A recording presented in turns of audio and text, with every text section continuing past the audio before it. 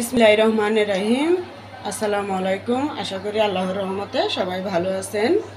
দেখুন আজকে আমি খুবই তাড়াতাড়ি করে আপনাদেরকে চিকেন ভুনা করে দেখাবো। এটা মানে মশলার উপরে ভুনা করব। দেখুন আমি এখন দিয়ে দেব পেঁয়াজ, রসুন বাটা 4 চামচ, ছোটোগুলোয় 2 চামচ, আর আদা বাটা আছে 1.5 চামচ। 1.5 চামচ থেকে কম হবে, এগুলো দিয়ে দিলাম। বিসমিল্লাহির রহমানির রহিম।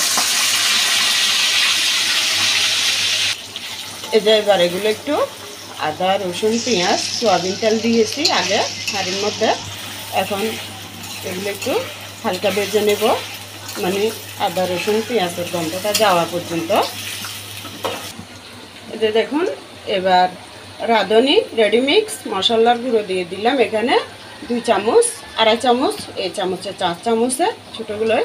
আর লবণ আন্দাজ অনুযায়ী দিলাম মাংসের। আর গোলমরিচ দিলাম 1 চামচ, তার মধ্যে হলুদের গুঁড়ি দিলাম 1/2 চামচ। একটু ঝালের জন্য আবার ঝালমরিচ দিলাম, কিন্তু এখানে হলুদ মরিচ সব আছে, তাই আর একটু করে হলুদ দিয়ে দিলাম। একটু নাড়ার পরে এবার দিয়ে দেব প্লেটটা ধুয়ে একটু পানি, মশলা নিচ্ছি যেটা। দেখুন মশলাটা একটু সামান্য 2-1 মিনিট কষানোর পরে এবার দিয়ে দেব মুরগির মাংসগুলো। এখানে এটা হচ্ছে সোনালী মুরগি বলে যে, ওগুলো এটা দিয়ে দিলাম। এবার আবার একটু ভালো করে এবার কষিয়ে নেব। এর উপরে একটু টমেটো দিয়ে দেবো। এবার টমেটো দিয়ে দেবো। টমেটো দিয়ে একসাথে এগুলো আমি কষিয়ে নেব ভালো করে।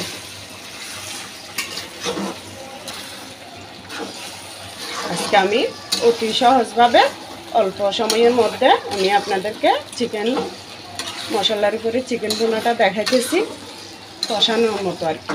তো ভালো করে কষাবো, রান্না করব, কিন্তু ভুনাটা হবে একটু মশলার উপরে ভুনা ভুনা হবে, খেতেও ভালো লাগবে।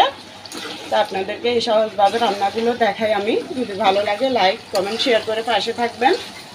আর যদিও খুবই ভালো লেগে থাকে আমার রান্নাগুলো, সাবস্ক্রাইব করবেন, লাইকনটা টিপে আমার রান্নাগুলো পাওয়ার জন্য উৎসাহিত করবেন।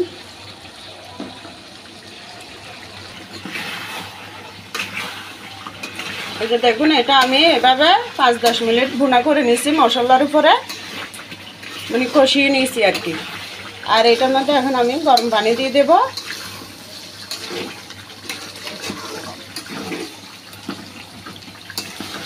দেখুন গরম হয়েছে, আমি আর কোনো পানি টানি কিচ্ছু দিই নাই, শুধু আপনাদের দেখাই যে পানিটা দিচ্ছি মশলা ধুয়ে বা প্লেট ধুয়ে ওই পানিটাই একটুখানি 10 মিনিট পর্যন্ত কষিয়ে নিলাম। দেখুন কত সুন্দর লাগতেছে, শুধু রাঁধুনি মশলা দিয়ে কি সুন্দর একটা রান্না করে নিলাম। এবার গরম পানি দিয়ে দেবো ভালো করে সিদ্ধ হওয়ার জন্য।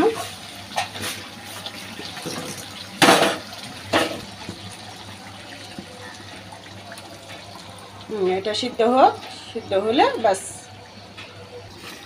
দেখুন মাংসটা মশলার উপরে বুনা বুনা হয়ে গেছে।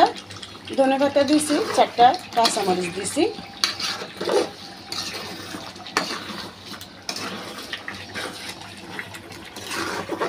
1 মিনিট পরে চুলাটা বন্ধ করে দেব, ধনেপাতার কাঁচামরিচটা ইয়ে হোক।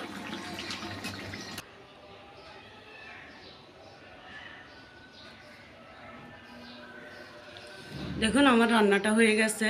এই যে এভাবে আমি সাধারণভাবে রান্নাটা করে দেখালাম, শুধু রাঁধুনি রেডিমিক্স মশলার উপরে। কেমন লাগছে আপনারা আমাকে কমেন্টে জানাবেন। আমার এই সাধারণ রান্নাগুলো যদি আপনাদের ভালো লেগে থাকে তাহলে আমার পাশে থাকবেন, আমার জন্য দোয়া করবেন। দেখুন এটা একবারে সিদ্ধ হয়ে গেছে, আপনারা দেখেই বুঝতেছেন।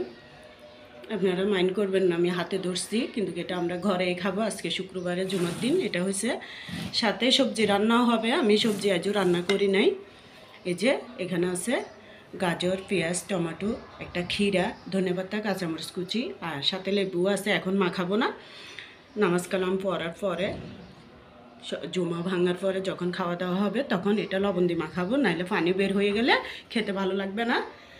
তো সবাই ভালো থাকবেন, আল্লাহ হাফেজ, আসসালামু আলাইকুম।